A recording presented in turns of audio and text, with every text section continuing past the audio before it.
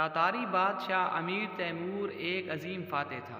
اس نے بڑے بڑے طاقتور بادشاہوں کو شکست دے کر ایک ملک کے بعد دوسرا ملک فتح کیا اور اپنی کامیابیوں کے جھنڈے گاڑتا ہوا ایک دن ترکی کی حدود میں پہنچ گیا، جہاں ہولناک جنگ چھڑی، جس کے نتیجے میں ترکوں کو شکست ہوئی اور بے شمار ترکوں کو قیدی بنا لیا گیا۔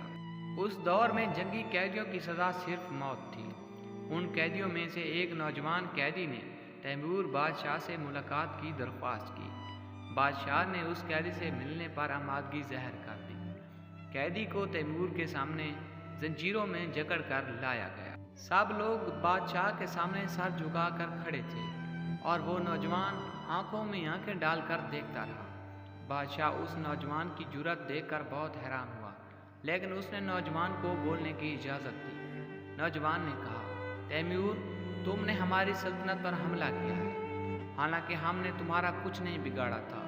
تم نے اللہ تعالیٰ کی بے شمار مخلوق کا خون بہایا ہے۔ تم نے ترکوں کا نہیں بلکہ اسلام کے شہدائیوں کو ہلاک کیا ہے۔ تم نے یہ سب اس لیے کیا تاکہ تم ثابت کر سکو کہ تم دنیا کے فاتح ہو۔ میری زندگی چاہے مختصر ہو، لیکن تمہیں بھی ایک دن مرنا ہے اور خالق حقیقی کو منہ دکھانا ہے۔ بتاؤ، تم اس وقت اللہ کے دربار میں اپنے مظالم کی کیا وجہ بتاؤ گے؟ جو لوگ وہاں موجود تھے وہ ڈر رہے تھے کہ تیمور اس بہادر سپاہی کے ساتھ کیا سلوک کرے گا۔ وہ اندر ہی اندر افسوس کر رہے تھے کہ اتنا بہادر اور نوجوان سپاہی ناحق مارا جائے گا۔ واقعی وہ نوجوان اپنی موت کو خود دعوت دے رہا تھا۔ امیر تیمور کے دربار میں سناٹا چھا گیا۔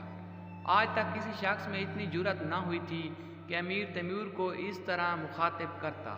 قیدی سانس لینے کے لیے رکا اور ادھر ادھر دیکھنے لگا، پھر اس نے اپنے سر سے خول اتارا۔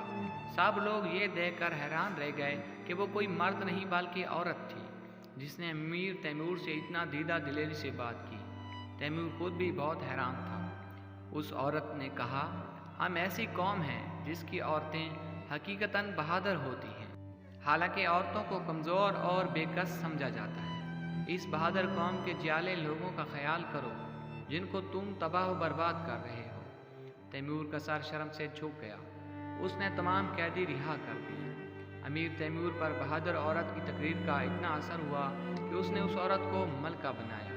اس طرح تیمور نے ایک عام ترک عورت سے شادی کر لی۔